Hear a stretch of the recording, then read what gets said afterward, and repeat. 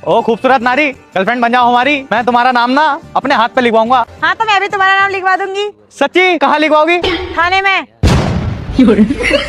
अरे मीनाक्षी, हाँ मैं खेत पे जा रही हूँ काम करने। किस्त वाला आएगा, तुझे पता है ना क्या करना। हाँ हाँ पता है। अरे सुनो गांव वालों, इस किश्त वाले ने मेरी इज्जत लूट ली। अच्छा बच्चों, जैसा कि तुम्हें पता है जिंदा रहने के लिए खाना भी जरूरी है, पानी भी जरूरी है और सोना भी जरूरी है। अब तुम मुझे ये बताओ कि जिंदा रहने के लिए सबसे ज्यादा जरूरी क्या है? मैडम जी मैं बताऊं? हाँ बताओ। मैडम जी एक मुलाकात। एक मुलाकात? वो कैसे?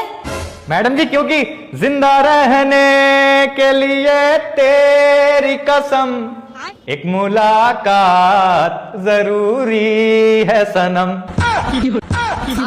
हाँ बेबी, अच्छा घर पे ही हो अभी?